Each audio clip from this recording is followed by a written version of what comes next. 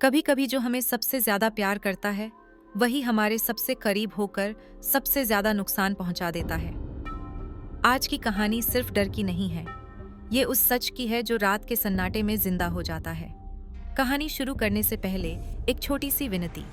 अगर आपको डरावनी रहस्यमयी कहानियां पसंद हैं तो चैनल को अभी सब्सक्राइब कर लीजिए, क्योंकि आगे आने वाली कहानी आपके दिल की धड़कन बढ़ा देगी।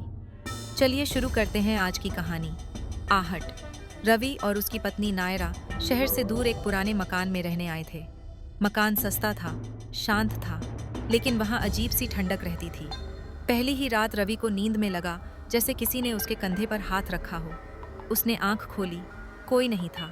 दूसरी रात उसे किसी के चलने की धीमी आहट सुनाई दी, जैसे कोई नंगे पांव जमीन पर चल रहा हो। रवि ने नायरा से कहा, लेकिन उसने हंसकर टाल दिया, तुम ज्यादा सोचते हो।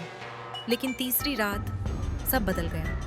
रात के ठीक 12 बजे रवि को फिर वही आहट सुनाई दी, लेकिन इस बार वह उसके कमरे से बाहर नहीं, कमरे के अंदर थी। उसने आंख खोली और देखा कि नायरा खड़ी है, लेकिन उसकी आंखें खुली थीं और वो उसे घूर रही थी। नायरा, रवि ने डरते हुए कहा। नायरा धीरे धीरे उसके पास आई और बिना कुछ बोले उसे पीछे से गले लगा लिया। उसका शरीर बर्फ जैसा ठंडा था। रवि की सांस रुक गई। उसी पल उसे याद आया, डॉक्टर ने कहा था मौत के बाद शरीर इतना ठंडा हो जाता है कि उसमें गर्मी नहीं रहती। रवि की रीढ़ में सिहरन दौड़ गई। उसने धीरे से मुड़कर देखा।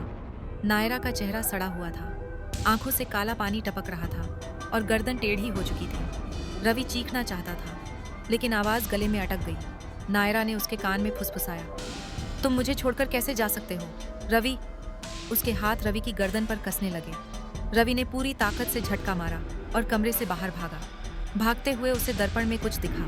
दर्पण में रवि अकेला नहीं था, उसके पीछे नायरा नहीं, बल्कि एक और औरत खड़ी थी, लंबे बाल, उल्टे पैर और कटी हुई गर्दन के साथ। और तभी रवि को समझ आ गया, जो उसके साथ थी वो कभी नायरा थी ही नहीं।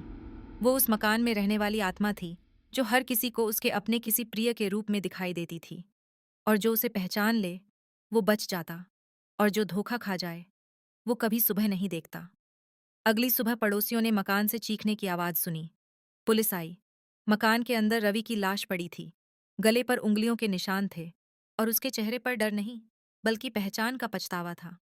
कभी कभी खतरा बाहर नहीं होता, वो हमारे सबसे करीब होता है। अगर आपको ये कहानी पसंद आई हो तो वीडियो को लाइक करें और चैनल को सब्सक्राइब करें, क्योंकि अगली कहानी शायद और भी ज्यादा खतरनाक हो। मिलते हैं अगली डरावनी कहानी में। तब तक याद रखिए, अगर रात में कोई आहट सुने तो मुड़कर मत देखना।